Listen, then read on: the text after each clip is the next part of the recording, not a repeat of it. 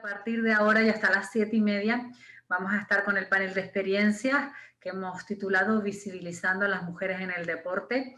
Van a participar 4 invitados. La primera de ellas es doña Basilia Sánchez, es campeona máster de natación, presidenta de la Asociación de Mujeres Zuleima, premio honorífico del Instituto Canario de Igualdad al Trabajo por la Igualdad e hija predilecta de la ciudad de Las Palmas de Gran Canaria por su labor como feminista.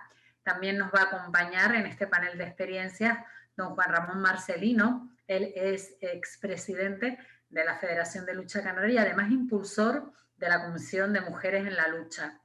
Doña Laura Esther Castro, periodista deportiva y directora insular de deportes del Cabildo de Tenerife, y doña Laura Capdevila, que es coordinadora del proyecto Green Pola. No sé si ya los técnicos tienen por ahí a estos participantes en este panel de experiencias. Si es así, vamos a empezar en primer lugar con doña Basilia Sánchez. Buenas tardes. Habría que ahora sí, yo creo que ahora la escuchamos. Ahora sí. Bueno, darle las felicidades a la compañera que acaba de terminar porque, vamos, lo tiene muy claro. Quiero felicitarla.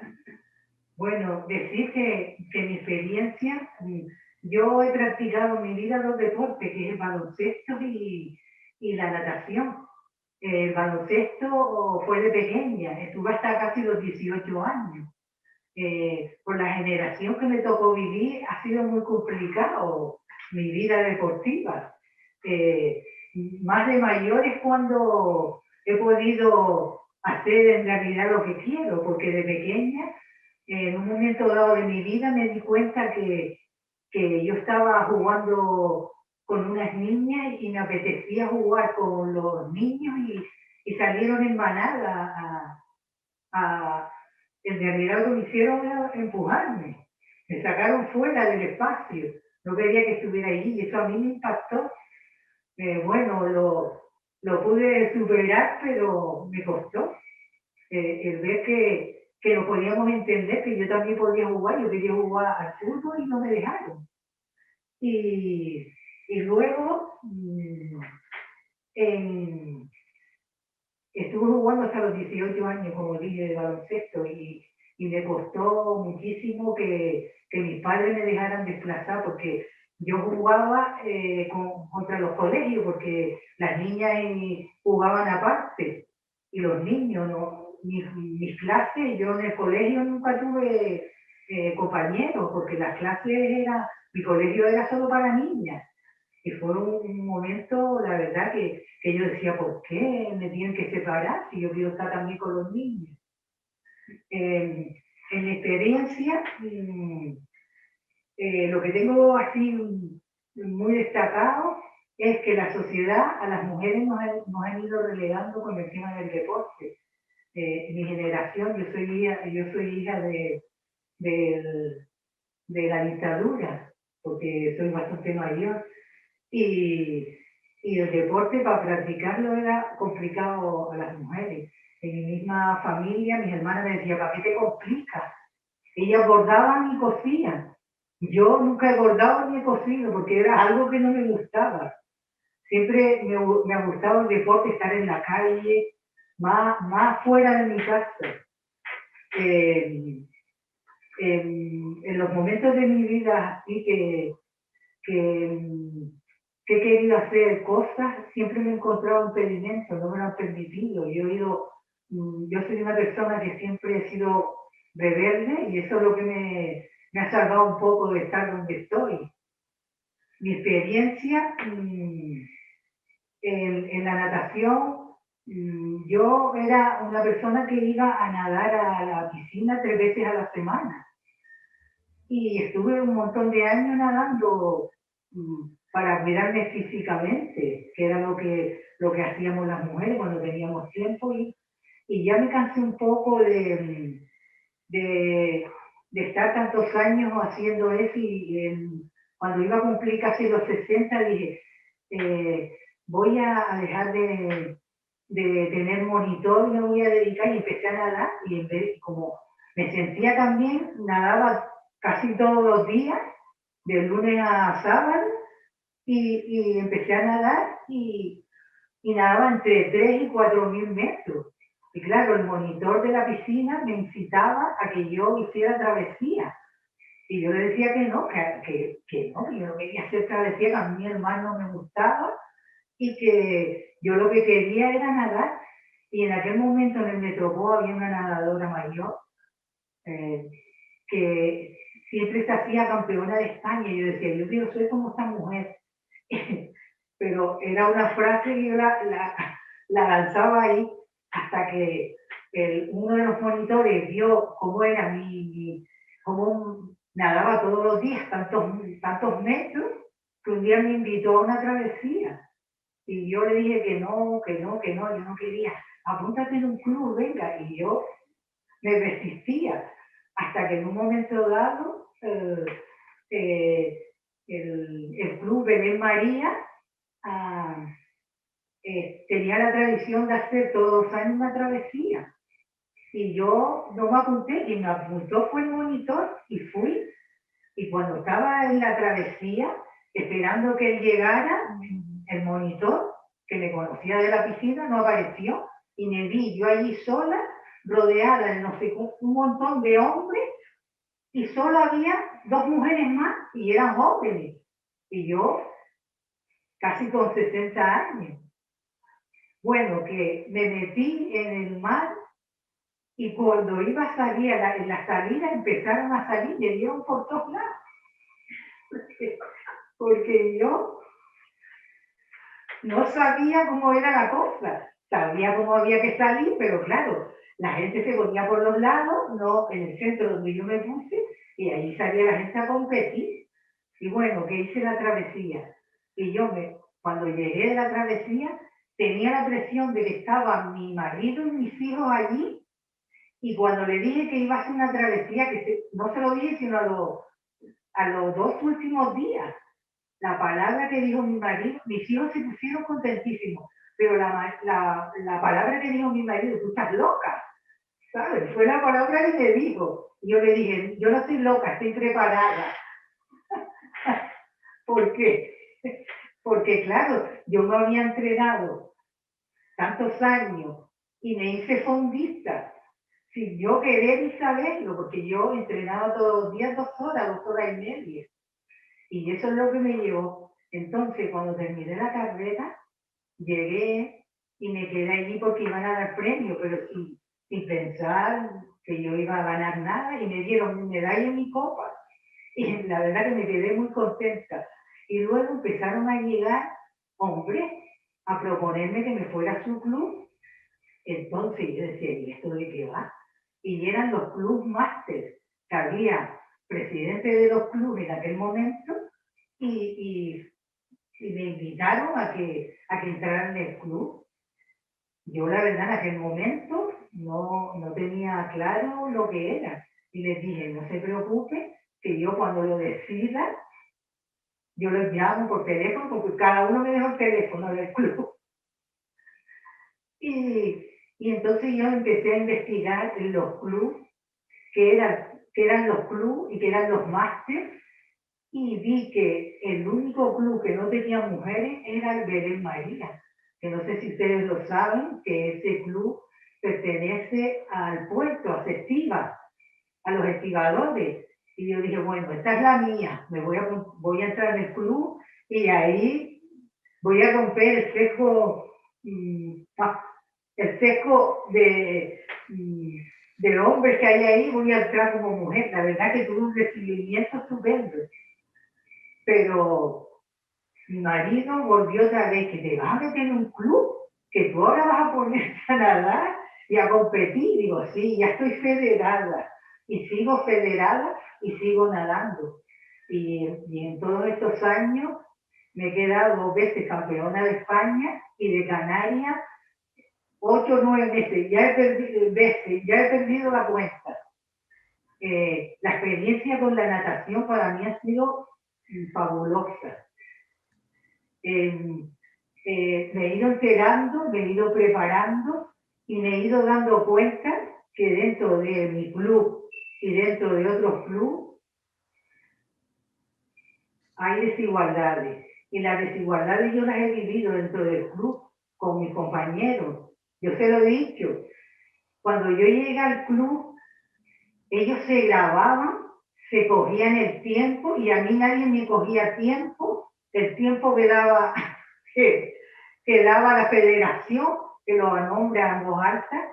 Luego sí, el presidente del club al final, pero ellos se llevaban su relojito, se hacía y a mí nadie me decía nada.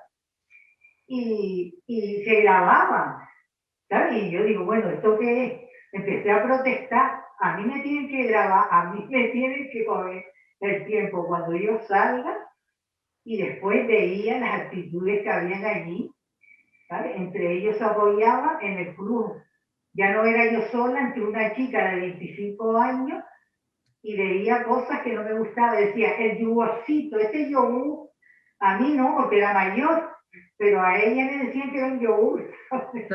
Doña Basilia, gracias de verdad por compartir este ratito de su experiencia. Mujeres como usted derribaron muros, han abierto puertas de las que disfrutamos ahora las mujeres. Lo sigue haciendo porque como vemos sigue haciéndolo. Hay algunas preguntas ya para usted. Las preguntas las vamos a dejar, si les parece, para el final, para que el resto también de los participantes en este panel de experiencia vayan pues desarrollando y compartiendo con nosotros pues eso, sus experiencias. Nos vamos ahora con don Juan Ramón Marcelinos, presidente de la Federación de Lucha Canaria e impulsor de la Comisión de Mujeres en la Lucha. Don Juan Ramón, cuando quiera. Muy buenas tardes y muchísimas gracias por invitarme a estas jornadas que, bueno, seguro se van a sacar muchísimas cosas en claro y, bueno, seguramente ayudará a mucha gente a tener mucho más clara el enfoque que le tenemos que dar al deporte y a la igualdad, ¿no? Bueno, ya yo soy expresidente de la Federación de Lucha Canaria, no soy el presidente, pero una de las cosas que sí teníamos clara, bueno, yo y todo mi equipo desde que llegamos a la federación era que, y sobre todo viendo un poco, analizando la realidad que vimos en Canarias cuando llegamos hace 4 años, en el 2016 a la federación, yo recorrí todos los terrenos de Canarias, estuve en todas las islas y pasé por los sitios donde habían equipos femeninos. Y la verdad que me sorprendía el poder ver cómo habían 3 equipos nada más y todos esos equipos demandaban lo mismo. Demandaban que llevaban años tras años sin competición, entrenando, y eran 3 equipos. Uno de Gran Canaria, que era el Santa Rita, un histórico del deporte de lucha en Gran Canaria y de deporte femenino. El Benchomo en Tenerife y el Chacaica, un equipo también del sur de Tenerife, de la zona de Candelaria, Wilmer. Y otra de las cosas que me sorprendía era que eran grupos muy reducidos, con muy poca estructura, eran un grupo de mujeres pues, que les encantaba este deporte, pero todo terminaba ahí. Y pasaban los meses, pasaban los años y solamente lo que hacían era entrenar, entrenar y entrenar. Ellas demandaban competición, pero claro, nosotros entendíamos que no solamente era competición. De hecho, la MEL cuando empieza a plantearse que nosotros en nuestro programa electoral lo último que llevábamos en el último punto hablaba de la mujer y todo el mundo nos decía que como estaba en el último puesto de todos los puntos que llevábamos, que queríamos hacer en estos 4 años, pensaban que nosotros pues lo teníamos relegado al último puesto de las cosas que queríamos hacer. Todavía sin empezar a trabajar, ya empezamos a enfocar que las mujeres en la lucha necesitaban ese espacio deportivo, pero también estábamos entendiendo que se necesitaba el empoderamiento de la mujer dentro de las estructuras federativas también. Que no solamente era competir, sino también necesitábamos que esas mujeres también dirigiesen, que también nos dieran nuestros tirones de oreja cuando las cosas no las hacíamos bien. Y en ese aspecto empieza a fraguarse lo que era la MEL. Entendíamos también que para poder hacerlo teníamos que tener ese espacio deportivo, porque eso iba a hacer que viniese mucha gente, que creáramos algo atractivo desde el punto de vista deportivo, y una vez que se crease eso, lo demás empezaría a caminar. De hecho, el primer presidente de AMEL es un hombre, es Tony Frías, ahora está en Estados Unidos trabajando en un colegio en en San Antonio, y bueno, estuvo 2 años haciendo ese trabajo. Y formaban parte de la MEL las únicas mujeres que habían, que eran las que habían en ese momento, las directivas de algún club, responsables de alguna federación, como la primera presidenta de una federación surge también en mi mandato, que es Josefina Rodríguez de La Palma, y esas personas empiezan a crear los primeros movimientos dentro de la federación. Piensen que la lucha canaria tiene un arraigo muy, muy rural, no es de las capitales, sino nos tenemos que ir a los entornos más alejados de las principales ciudades de Canarias, ¿no?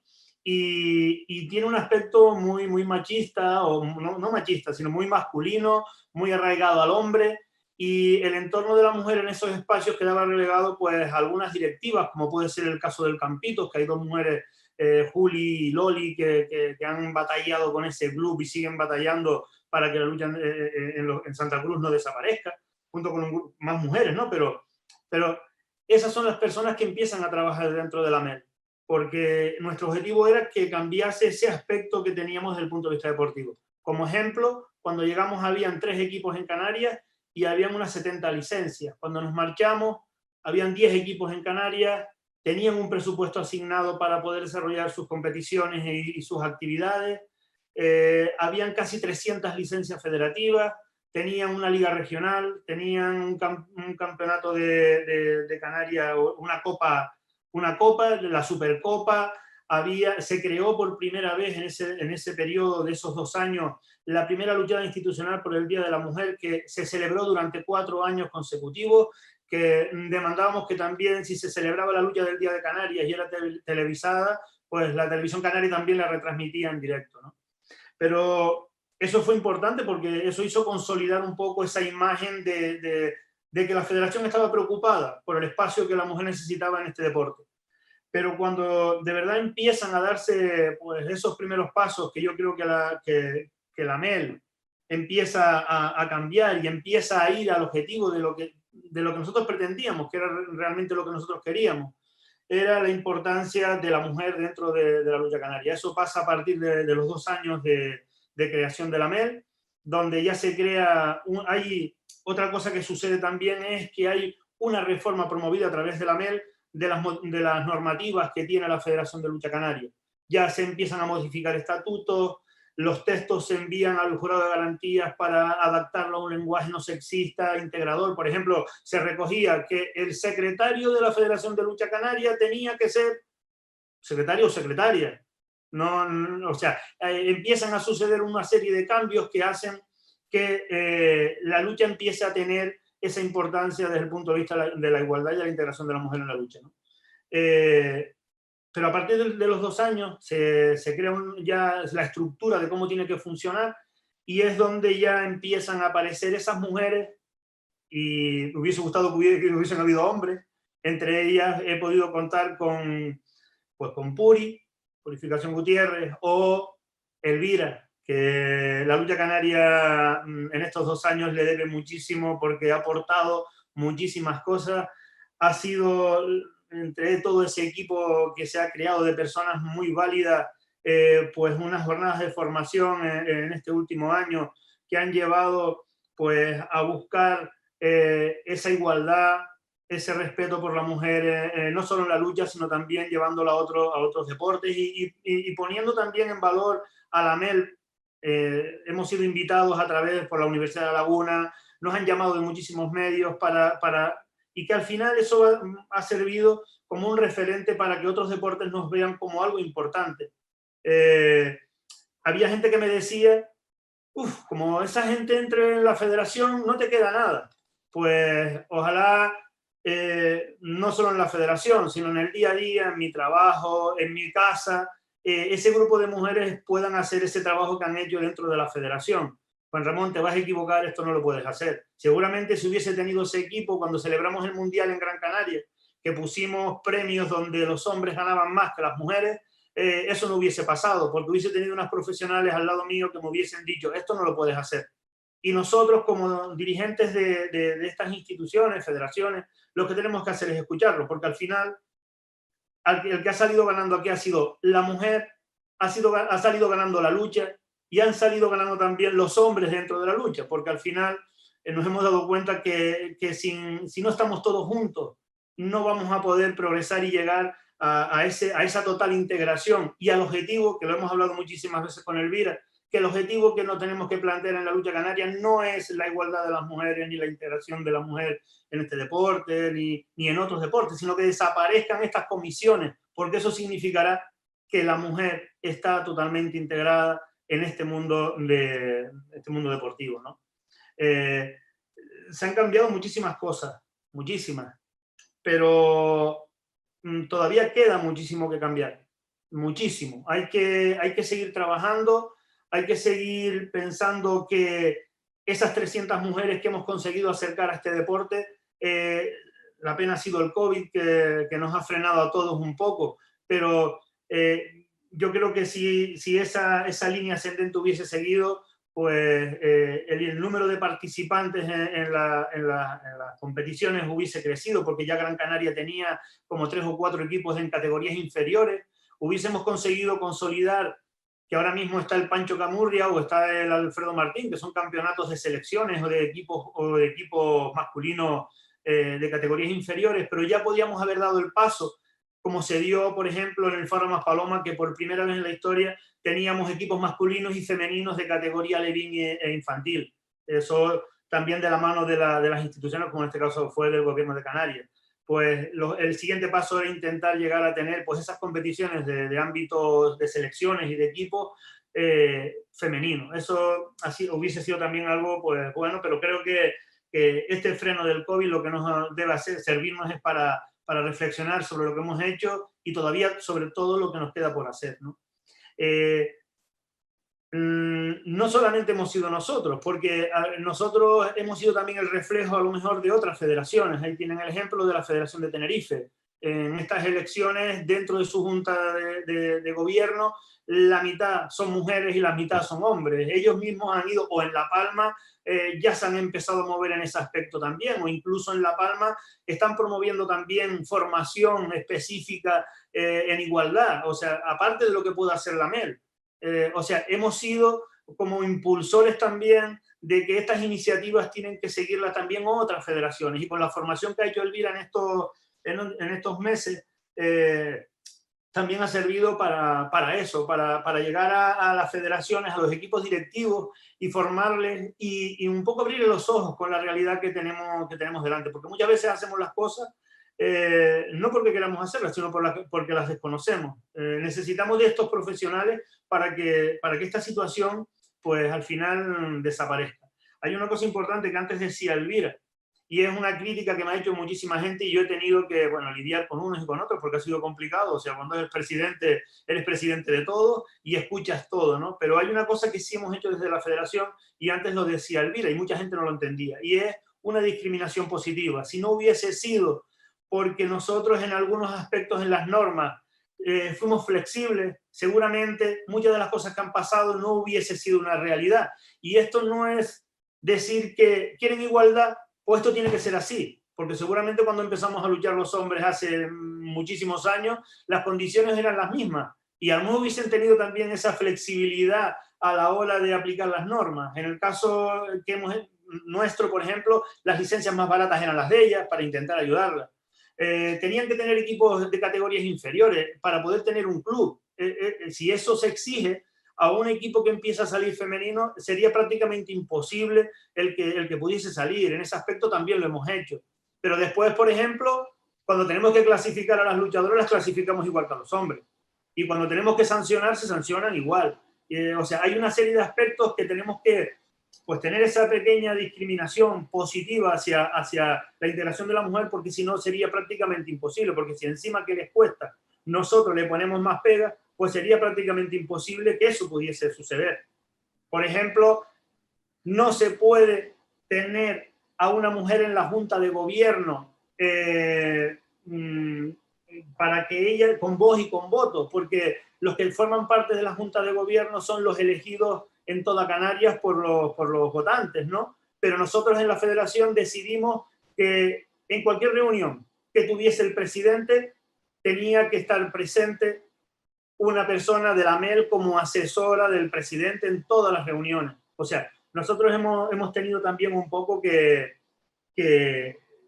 ceder y que pensar en esa igualdad total, en esa integración total de la mujer, y a veces pensando que teníamos que ceder en muchísimas cosas y recapacitar en muchas cosas que nos pasan pues, en el entorno. Yo, por ejemplo, vengo de un entorno familiar en el que he sufrido violencia machista, he sufrido muchísimas cosas de ese tipo, y mucha gente en muchas ocasiones me achacaba de que yo era muy así, ¿no? Nada más allá de la realidad, si no, seguramente ni me hubiese parado a pensar en crear todo lo que se ha creado. Tenemos una mención en los premios del ISIS por esta iniciativa. Solo espero que, bueno, que el futuro de la MEL siga los derroteros que ha llevado hasta este momento, y que yo creo que se va a hacer así, porque hay muchísima gente ya implicada y no va a permitir que se den pasos atrás, entiendo. Muchísimas gracias. Don Juan Ramón Marcelino es presidente de la Federación de Lucha Canaria, impulsor de la Comisión de Mujeres en la Lucha. Esto es un compromiso de todos. Es una buena noticia que haya hombres también aquí en estas jornadas de mujeres y deporte. Y reitero, les vuelvo a decir a quienes nos están escuchando que al final podrán hacer preguntas a los ponentes. Nos vamos en esta ocasión a hablar con la periodista deportiva, directora insular de deportes del Cabildo de Tenerife, doña Laura Ester, cuando quiera. Hola, buenas tardes a todos y a todas. La verdad es que por más que asisto durante años a jornadas de este tipo, nunca me canso de escuchar a profesionales como los que hoy han participado aquí, y sobre todo porque nos inspiran a seguir deconstruyendo nuestra realidad, nuestra cultura, nuestra educación, que sin duda eso nos va a llevar a ser personas más felices y seguramente más libres. Yo brevemente haré un repaso de mi experiencia, ¿no?, en este ámbito de conocimiento. Yo desde los 6 años fui futbolista, a los 14 años entro en la selección canaria y empiezo a viajar por toda la península, incluso a nivel internacional. Tuve la oportunidad de jugar un mundial universitario. Y bueno, hasta los 25 años que me retiro por una lesión, no empiezo a comprender qué significa esto de la igualdad y esto de las discriminaciones. Con 25 años, mi caso no es muy diferente al de otras deportistas, pero bueno, creo que puede servir de guía en este mundo de mujeres e igualdad, ¿no?, en el deporte. Me retiro y no tengo ni un solo día cotizado a la Seguridad Social. Con 25 años, después de haber vivido en 4 países, estudiar 4 idiomas y 2 carreras en la universidad, con lo cual me encuentro en el mercado laboral sin experiencia en ningún ámbito, pero sí que con un amplio bagaje deportivo, con lo que ya todos sabemos aquí, lo que significan los valores y el conocimiento que te aporta una carrera deportiva. E inmediatamente después, al haber estudiado periodismo, pues entro a distintos medios de comunicación, en el que siempre se me insistía a que fuera la periodista deportiva que seguía el Club Deportivo Tenerife, y la verdad es que a mí no me generaba ningún tipo de interés. Yo quería cubrir el deporte femenino y sobre todo dar visibilidad a aquellas deportistas compañeras o no compañeras que durante años mirábamos el periódico delante atrás y ni siquiera veíamos resultados, ni salían nuestros nombres. Hechos que no entendía yo hasta que me puse las gafas violetas, como solemos decir las compañeras, y empecé a deconstruir mi educación y mi cultura. Con un grupo de compañeras creamos la Asociación por el Deporte Femenino para reivindicar pues estas desigualdades que se producen. Y bueno, las cosas de la vida me han llevado a la Dirección Insular de Deportes del Cabildo, en el que puedo aplicar todo este bagaje que he tenido durante años en distintos ámbitos del deporte, como periodista, como futbolista, como gestora de administraciones también públicas y de empresas privadas, y me ha dado ciertas claves para reflexionar, porque conocemos muchas discriminaciones, muchas desigualdades, porque cada vez hay más estudios científicos que nos aportan ese conocimiento. Elvira hizo un recorrido fantástico, ¿no?, por todos los ámbitos que podemos estudiar. Sin embargo, a mí lo que más me preocupa últimamente son lo que yo llamo las discriminaciones o las agresiones invisibles o normalizadas. Y les voy a poner un ejemplo que van a entender a la perfección para saber a qué me refiero, ¿no? ¿qué pasaría si una periodista, una mujer que trabaja en un banco, una peluquera, cualquier ámbito que nos podamos imaginar, sale de su lugar de trabajo, de su oficina, y su jefe le da una nalgada y le dice buen trabajo? Sería algo inconcebible, ¿no? Y más a día de hoy con toda la sensibilidad que hay con estos temas. Sin embargo, en el fútbol, en el voleibol, en el baloncesto y en muchas otras disciplinas, prácticamente desde los 14 años, todas las deportistas al entrar al campo recibimos una nalgada, no solo del entrenador, del segundo entrenador, del fisioterapeuta, del delegado del campo, y estos son agresiones físicas porque, por cuanto que invaden nuestro espacio y que están completamente normalizadas. Esto es solo un ejemplo quizás muy impactante, pero lo que quiero precisamente es que nos impacte para que recordamos en el futuro, cuando veamos situaciones de este tipo, que las hemos normalizado, que nadie pone el grito en el cielo, o muy pocas personas, cuando se reproducen este tipo de actuaciones, y que creo que tenemos que hacer hincapié en educar también a las deportistas para que sean libres, tengan conciencia y saber qué cosas se deben permitir y hasta dónde hay que poner las limitaciones. Paralelamente a esta trayectoria, he estado como doctoranda en Derecho, Sociedad y Turismo, investigando la historia del deporte practicado por mujeres en Canarias, y pocas cosas de las que he descubierto, porque todavía estoy en este proceso, es cómo la mujer ha pasado por distintas etapas a lo largo del siglo XX, ¿no? Desde 1900 hasta 1936, pues se vivió una etapa muy aperturista en la que la mujer pues empezaba a practicar determinados deportes, pero siempre se permitía para que mejorara su capacidad física de cara a la reproducción y de cara a la maternidad, ¿no? Era la única cuestión por la que estaba permitido.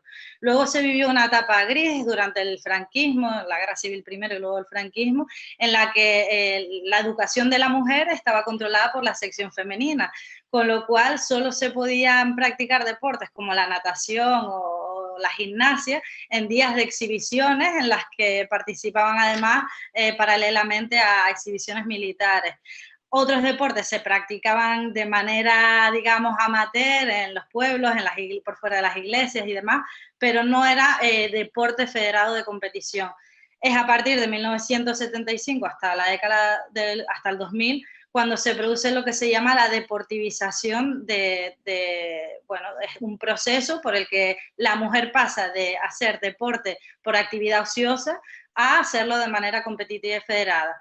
Y nos encontramos en 2021, y pese a que da la falsa sensación de que el deporte practicado por mujeres está normalizado, tiene visibilidad y que en cierta medida es así, todavía quedan muchos resquicios de esa historia de la que no podemos desligarnos, ¿no? Porque es esa historia la que nos ha llevado hasta aquí.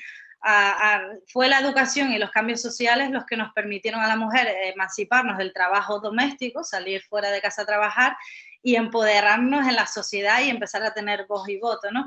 Siempre me gusta contar que en esta investigación que yo he realizado, estudiando las crónicas de la época, decían que las inglesas, al introducir en Canarias la bicicleta, pues las pequeñas élites de mujeres canarias copiaron a esas inglesas, y la introducción de la bicicleta permitió que recortáramos nuestras faldas y la vestimenta se modificara, podíamos llevar pantalones. Algo que parece tan baladí como que se introduzca una bicicleta, pues nos dio libertad corporal y libertad de movimiento y de espacio. Y eso favorece nuestras capacidades físicas y mentales y nuestro desarrollo también como mujeres en la sociedad. Con lo cual, todo tiene un porqué. Hemos llegado al siglo XXI en plena pandemia con todas las limitaciones nuevas que hay, que también la discriminación se vuelve a notar en el deporte que practicamos las mujeres, pero creo que todavía tenemos muchas cuestiones que avanzar. En cuanto a leyes, tenemos una ley del deporte de 1990, 31 años, que no reconoce a ningún deporte femenino como profesional. Parece ser que ahora, a partir de este año, el Consejo Superior de Deportes va a reconocer ya el fútbol femenino y esto puede abrir las puertas de los demás, pero necesitamos que haya más promoción, que haya una regulación en cuanto a la maternidad, existen también nuevas realidades en la sociedad, como las leyes trans que se están desarrollando. ¿Qué implicaciones tiene esto para el deporte? Tenemos que reflexionar sobre ello también. Los medios de comunicación hablaban de la falta de visibilidad que tenemos, sobre todo el lenguaje poco inclusivo con el que se cubren las noticias hoy en día. Los techos de cristal, hablaba la viceconsejera de ese diagnóstico que han realizado, que estoy interesadísima en poder leerlo, en cuanto a la representatividad en los cargos de responsabilidad y de toma de decisiones. La educación fue uno de los pilares que permitió la alfabetización de las mujeres canarias y, por tanto, el autoconocimiento, el desarrollo y la libertad, ¿no? Entonces, son muchas cuestiones y todo esto, esta amalgama de conocimientos y de ámbitos dentro del propio sector, nos permite a día de hoy en el Cabildo, primero, desarrollar programas como Educar Entrenando, para implementar políticas de igualdad en el deporte base. Sabemos que tenemos que educar a los agentes deportivos para que ellos, como formadores también, pues lo hagan de manera igualitaria e inclusiva. Las subvenciones, obviamente no podía ser de otra manera, incluyendo coeficientes multiplicadores para las licencias que sean femeninas, y en el caso de deportes tradicionalmente feminizados, hacer una compensación para que también los hombres puedan participar con igualdad de condiciones, igualdad de recursos económicos, como voleibol, natación sincronizada o bueno, otro tipo de deporte que pueda estar feminizado. Mujeres y Deportes, un programa específico del que les hablará mi compañera Ana Gaspar, otra profesional que además ha hecho un trabajo espectacular sobre el rendimiento de las adolescentes y el autoconocimiento que les aporta el deporte. Y bueno, en materia de instalaciones deportivas, esto puede ser algo utópico, pero como yo he sido de toda la vida del movimiento asociacionista y me gusta reivindicar, creo que tenemos que trabajar en cuanto a instalaciones deportivas y urbanismo feminista, porque los espacios no son seguros para nosotras y tenemos que, de manera transversal, lograr que todos estos ingredientes se encuentren en la misma coctelera para que podamos estar en igualdad de condiciones en la práctica, sin miedos, con libertad y sobre todo poniendo los límites a todas aquellas circunstancias que hemos heredado históricamente y que ya en pleno siglo XXI pues no tocan, y hay que cambiar el sistema, la gestión política, porque todo aquello que haya pasado antes de la pandemia, bajo mi punto de vista, ya está amortizado. Tenemos que pensar en futuro y con esos objetivos de desarrollo sostenible que se nos plantean ya desde organismos internacionales, pues tenemos que ir por delante del día a día y de la realidad deportiva en la que nos encontramos. Muchas gracias, no quería extenderme mucho y espero que les haya sido de utilidad. Muchísimas gracias, Laura Esther Castro, periodista deportiva, directora insular de deportes del Cabildo de Tenerife. Y nos vamos ahora con la última de los participantes, de las participantes en este panel de experiencias que hemos titulado Visibilizando a las mujeres en el deporte. Escuchamos ahora a doña Laura Capdevila, que es coordinadora del proyecto Grimpola. Cuando quiera. Hola, ¿se me ve? ¿Me oyen? Sí. Sí, hola, ¿qué tal? Nada, antes que nada agradecerle a Radio ECA pues la realización de la jornada, de invitarme, y a todos los ponentes que han participado, que realmente han sido muy, la verdad que muy ilustradores y me ha gustado muchísimo. Sobre todo agradecer a don Juan Ramón, porque realmente es como un proyecto Greenpola acelerado lo que han hecho, y es una muestra más de que realmente cuando se trabaja en esta línea hay efectos, hay cambios y se reducen esas desigualdades. Así que ese es realmente el objetivo del proyecto Greenpola. Silvia estuvo adelantando un poquito el proyecto, y yo realmente al llevarlo a cabo lo que les voy a contar es un poquito pues las tripas del proyecto, cómo lo fuimos gestando y las sensaciones que tuve al realizar el proyecto. Así que voy a compartir una presentación y les enseño.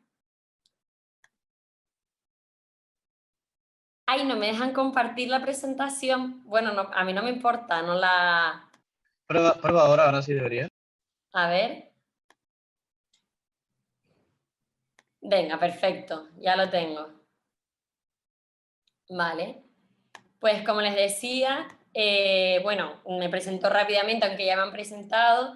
Yo siempre he sido deportista, siempre he estado relacionada al mundo del deporte, sobre todo de la vela, que es el que he practicado normalmente. Soy deportista de alto nivel por el Consejo Superior de Deportes.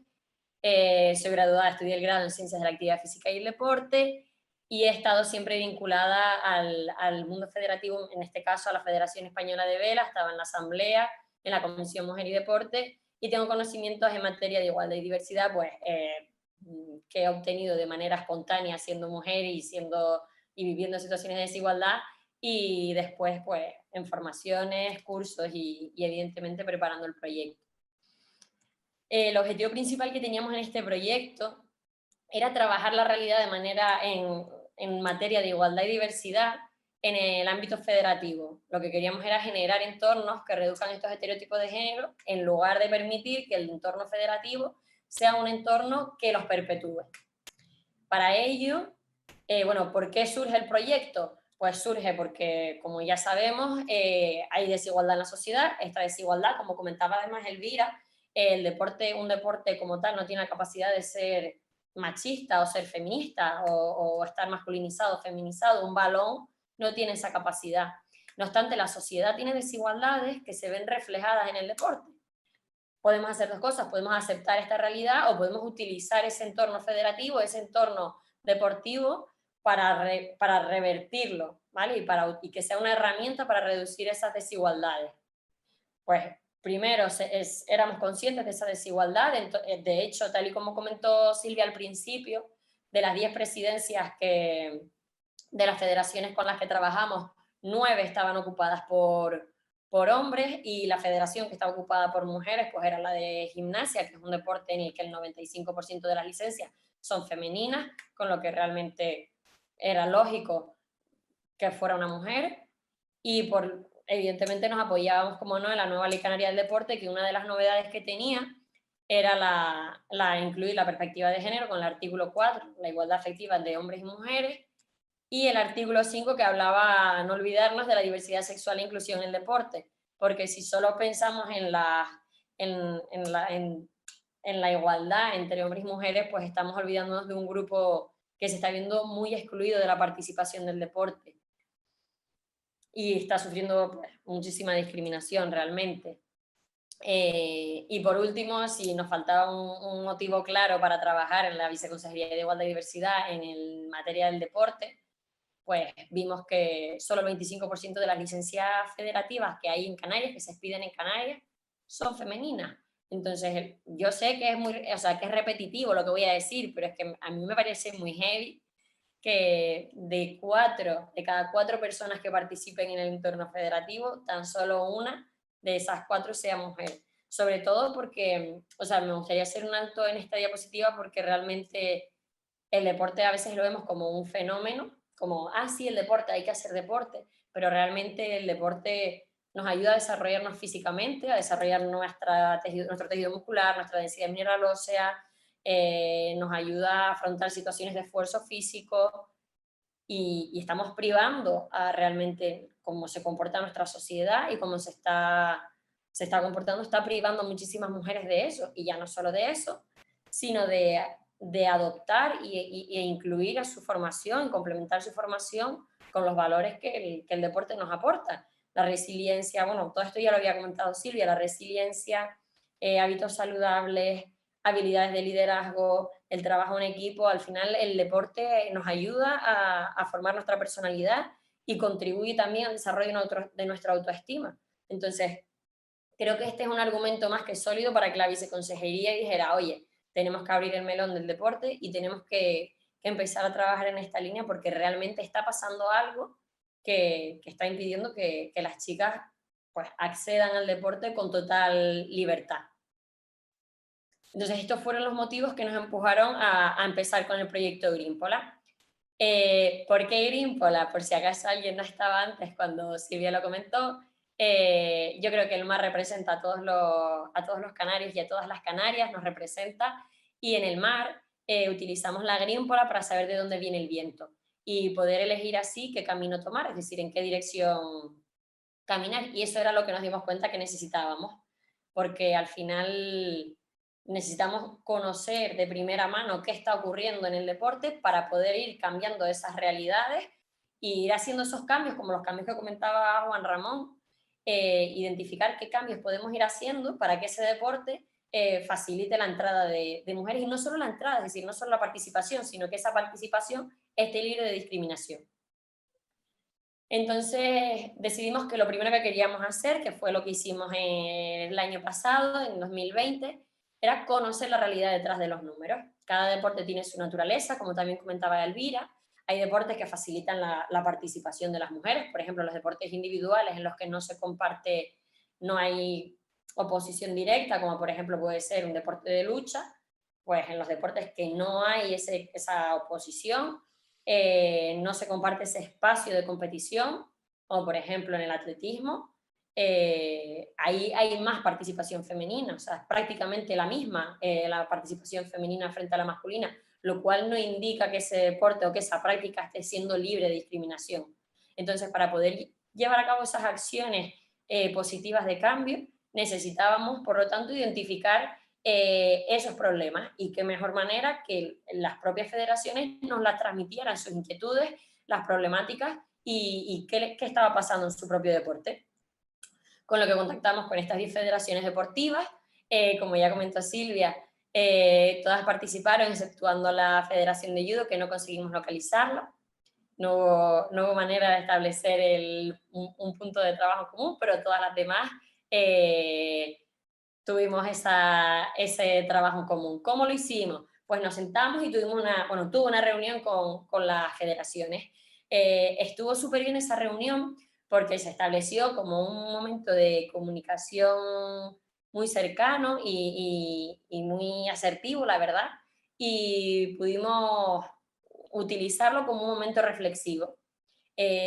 Muchas federaciones consideraban antes de la reunión que la igualdad en su deporte estaba prácticamente convencida, porque hace años su deporte solo lo practicaban mujeres muy machonas y muy feas, y ahora ya había chicas hasta guapas y todo.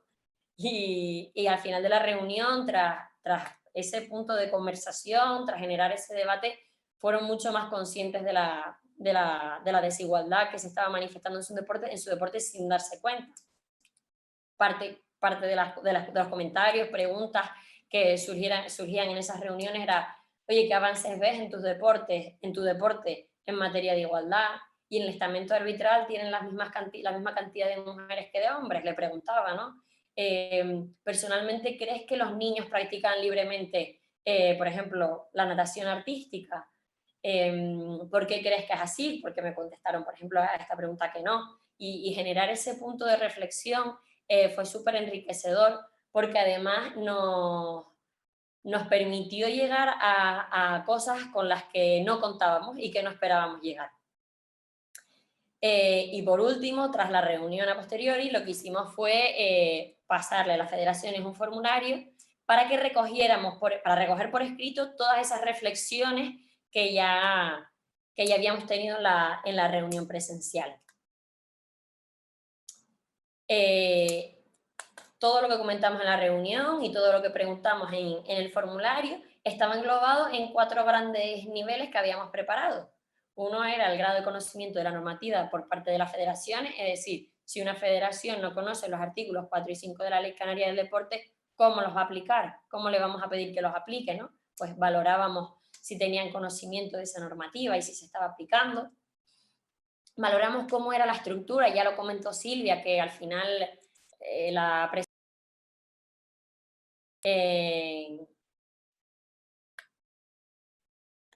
a ver, ¿se me oye?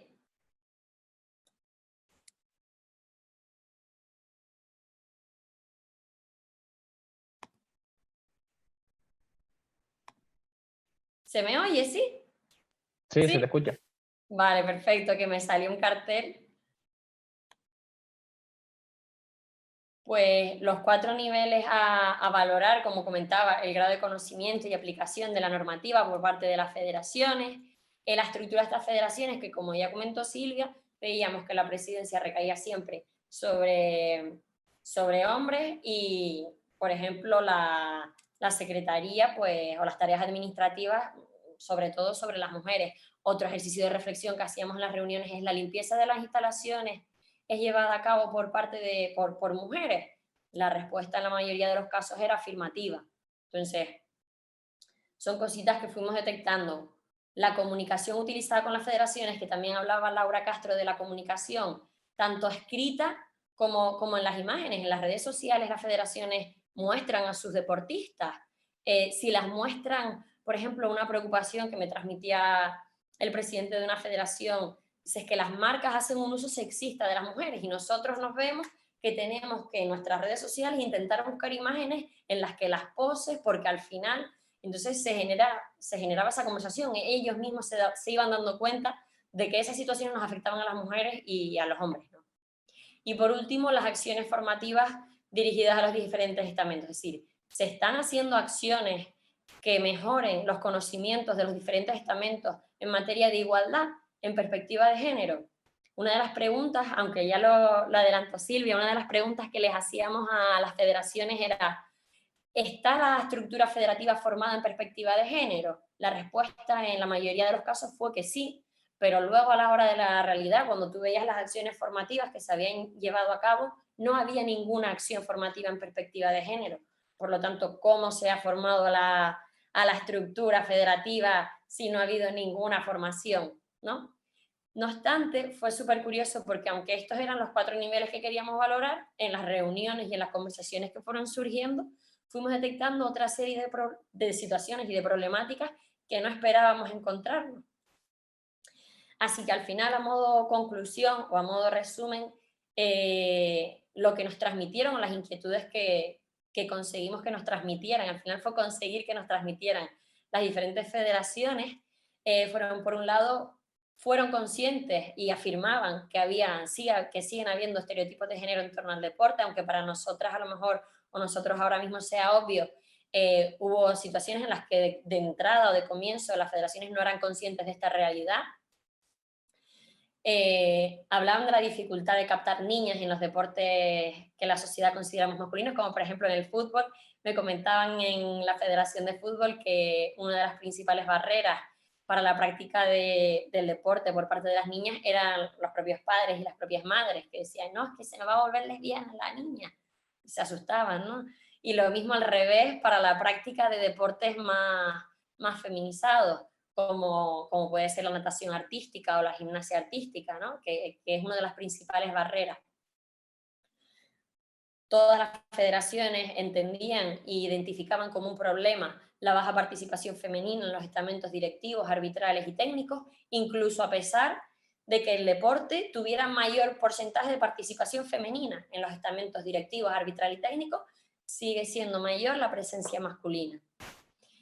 Después fuimos conscientes de que es necesario dar voz a las personas en el entorno deportivo para conocer esas situaciones de desigualdad, esos límites, ¿no?, que también comentaba Laura. Muchas veces nos enteramos de las situaciones de discriminación cuando es tan burda que salta por los aires, ¿no?, que la vemos en la prensa, que hay una árbitra en Lanzarote que le han gritado una barbaridad, pero para que eso ocurra, antes se han dado muchísimas situaciones que van pasando desapercibidas. Entonces, es necesario conocer esa realidad para poder modificarla. Son también conscientes que es necesaria una asistencia para la integración de las personas trans en el deporte. Es un tema muy complejo, es muy complicado y es un tema que levanta ampollas, porque al final el deporte lo hemos organizado por sexos, masculino y femenino, y lo que no nos entra a nosotros en masculino y femenino parece que nos está costando más, pero bueno, yo creo que estamos trabajando, que se está trabajando muchísimo en esta línea, y yo sinceramente creo que si hemos llegado a la luna, podremos incorporar con tranquilidad a las personas trans en el deporte. Entendemos que el estamento arbitral debe ser más protegido, puesto que es el que más agresiones recibe, sobre todo verbales, y más si son mujeres, evidentemente. Y el estamento técnico necesita más conocimiento sobre cómo atender correctamente a las individualidades o peculiaridades que afectan solo a las mujeres, como por ejemplo algo tan sencillo como la menstruación. Hay muchos técnicos a los que parece que es un tema tabú y que no tienen la capacidad de hablar normalmente con sus deportistas, pues si tienen la menstruación, si necesitan cambiarse o cualquier cosa. Cosas que a lo mejor pues parece que al 50% de la población le sorprende todavía que el otro 50% menstrue, pero es una realidad que muchas veces está costándole a los técnicos, quizás porque no se les ha explicado o porque para ellos también fue un tema tabú cuando se formaron.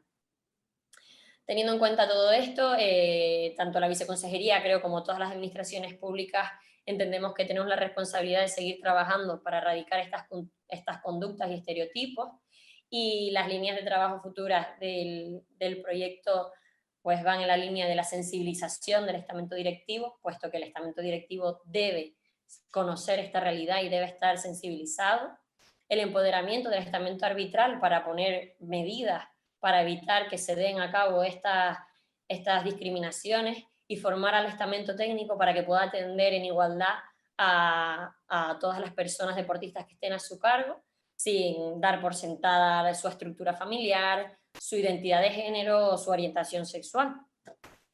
Y como esto era un panel de experiencias y no quería terminarlo sin dar mi punto de vista o cómo esta experiencia ha tenido también un paso por mí misma, pues creo que quería terminar transmitiendo pues la profunda transformación que he vivido yo también a lo largo de este proyecto, reunión a reunión, porque al final cada federación me contó muchísimos casos concretos que se fueron dando con diferentes deportistas, que me fueron haciendo mella y que me fueron sensibilizando aún cada vez más. Después, porque estoy súper feliz de haber hecho este proyecto, porque además ser consciente de esta desigualdad me ha dado más fuerza para seguir trabajando en erradicarla, y sobre todo para ser cada vez más consciente que el feminismo es y debe ser, y no puede ser de otra manera, una práctica activa.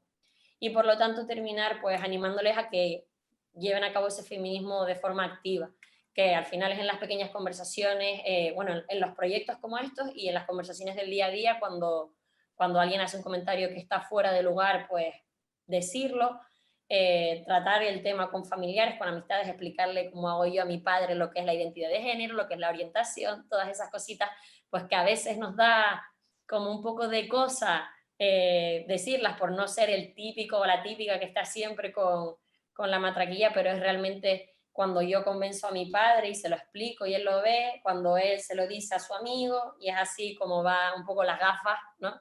Las gafas del feminismo nos las vamos poniendo los unos a los otros.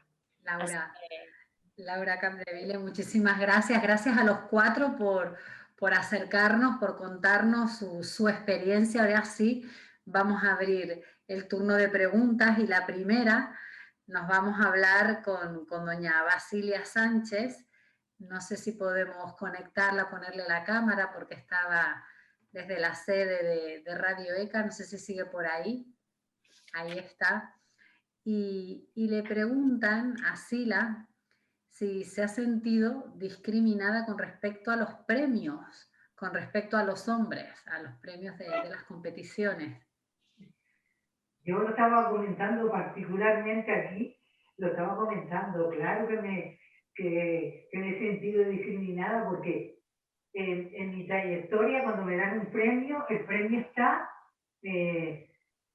hecho para un hombre. Incluso en un premio de natación que me dieron, era un hombre tirándose del pollete, y cuando lo vi dije, no, esto no puede ser para mí, yo quiero el premio que me ha tocado a mí.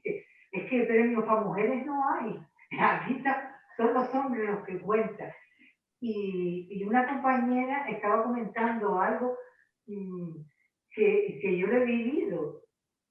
Cuando me dan un regalo, o la Federación Canaria de Natación me ha dado una camisa con yo le digo machirulo, pero con un sentido un poco de risa. Me dan una camiseta enorme que no es de mi talla, que son camisetas de hombre, y luego por la Federación Canaria me quejo, le hago un escrito porque me pone un hombre donde a mí no me representa. Y sí me he sentido discriminada, tanto en los premios como en un montón de cosas, que no da tiempo para hablar, pero hay muchas anécdotas de que yo me lo tomo un poco para que en aquel momento digo lo que pienso, pero lo digo un poco en broma. Pero yo he hablado con la Federación Canaria de Natación y he dicho que a mí no me parece justo cuando yo voy a un campeonato que yo no esté representada. Y el presidente me ha dicho, no te preocupes que para el año que viene ponemos una mujer. Como si me estuviera haciendo un favor, a mí no me hace ningún favor. Yo no quiero que ponga una mujer ni que quita un hombre para ponerme a mí. Yo lo que quiero es que yo me sienta representada en esa camiseta, con un símbolo que no degrade ni a las mujeres ni a los hombres, que yo me sienta representada. Muchas gracias. La siguiente pregunta es para Juan Ramón Marcelino y son dos preguntas. Por un lado le pregunta si son clubes femeninos o masculinos o si hay clubes mixtos y por otro lado si hubo muchas resistencias en los clubes de lucha a la entrada de las mujeres al deporte. ¿Cómo fue eso? El altavoz, por favor. Ya. Vamos a ver. Voy a empezar por la última. Para que veas cómo lo que ha pasado en el caso de la lucha, los equipos que se habían creado al principio, habían dos que prácticamente lo movían mujeres, que en el caso de Santa Rita, ¿no? Porque era un grupo grande y estaba dentro de la ciudad, la mentalidad era un poco otra, ¿no? Pero, por ejemplo, en el caso del Benchomo, era Itaiza, una luchadora, que con Carlos, entre los dos, movieron para que ese equipo se crease, ¿no? Y ya estaba creado cuando yo llegué a la federación. Y el Chacaica, pues, era Melissa, una chica también la que lo llevaba. Pero a raíz de ahí, lo que pasó fue, por ejemplo, en La Palma, un grupo de mujeres decidieron hacer un equipo de ámbito insular y son ese grupo de mujeres el que han creado el equipo y tienen luchadoras de todos los sitios de La Palma y las ayudas que reciben las utilizan también para poder acercar a todas esas mujeres al sitio donde se van a encontrar.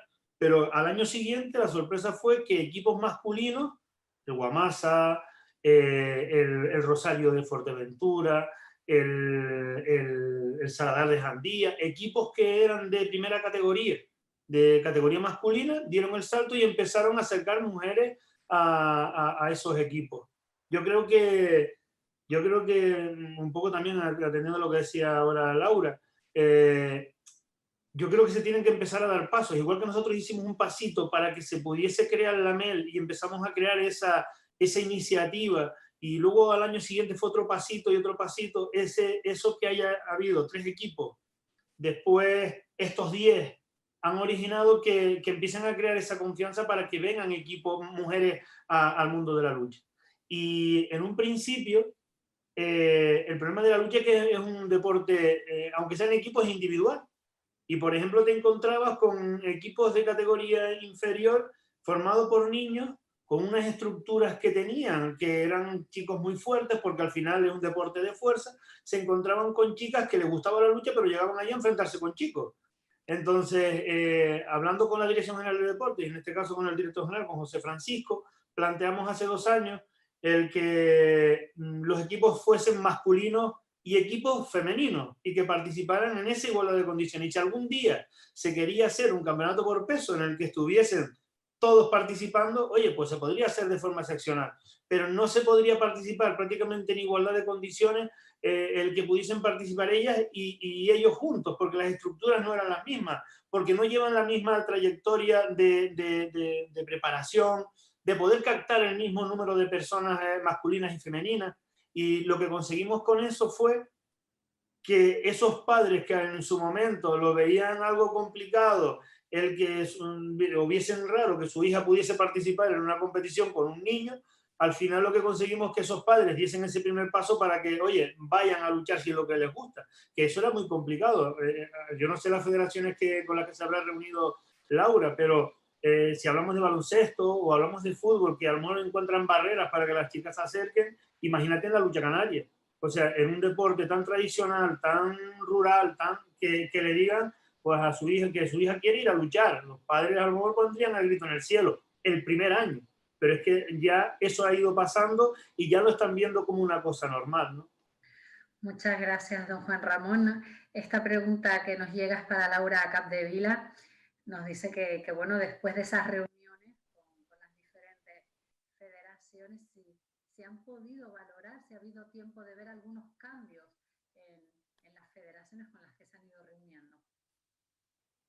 Ay, no sé si les pasó a todos, pero a mí yo te empecé a escuchar súper bajo de repente y no escuché la pregunta. La repito. ¿Me escuchan bien? Ahora Sí. ahora Vale. sí. Le preguntan que qué cambios, si se han podido ver o valorar cambios de algún tipo tras los encuentros con las federaciones deportivas que al principio ni eran conscientes de que estaban pues planteando modelos no igualitarios, ¿no? No, realmente el proyecto Greenpola, como comentaba al principio, en la primera fase, que fue la que llevamos a cabo en 2020, fue realmente un diagnóstico. Fue acercarnos a las federaciones, con todo el COVID, etcétera, fue bastante complejo todo, pero bueno, fue al final acercarnos a las federaciones, establecer esas 10 reuniones con todas las federaciones, luego realizar los formularios y los diagnósticos, pues revisión de web, de imágenes, redes sociales. Y es para este año para el que se tienen previstas esas acciones positivas de cambio que ya están en el horno. Bueno, las últimas preguntas de este panel de experiencias se van dirigidas a Laura Ester Castro. Una pregunta dice que es para la Laura Castro periodista, que si se ha sentido discriminada, si cree que aún se discriminan a las mujeres periodistas deportivas, y la segunda como política, si cree que nuestra clase política está preparada o sensibilizada para liderar este cambio o para llevar a cabo políticas inclusivas. Bueno, pues la primera creo que sí, a la vista están los ejemplos que nos ha puesto Elvira, ¿no? Cuántas mujeres que cubren sobre todo grandes eventos, que es lo que más nos impacta porque es más mediático, cómo se pueden ver esas discriminaciones. Habría que ver las que no se ven o las que no son fruto de noticias, como un aficionado que pasa por la reportera y le da un beso sin más, ¿no? Y en cuanto a la gestión y a la política, creo que cada vez más hay muchas personas, por no hacer distinción de género, preparadas para liderar los cambios que son necesarios. Es verdad que en mi caso puedo decir que soy una afortunada porque tengo una consejera mujer que está concienciada y sensibilizada, pero sobre todo tengo un equipo técnico que sin duda todo lo que aportan es con perspectiva de género, y eso hace que las decisiones que tomamos entre todos sean mucho más sencillas y que vayan orientadas a eliminar esas desigualdades. Así que yo creo que cada vez más hay más personas con conciencia, y que las que no se han subido al tren de la igualdad pues ya llegan tarde, y tendremos que entre nosotras, entre todas, hacer que se suban. Bueno, gracias a los cuatro, doña Basilia Sánchez, don Juan Ramón Marcelino, doña Laura Ester Castro y doña Laura Capdevila.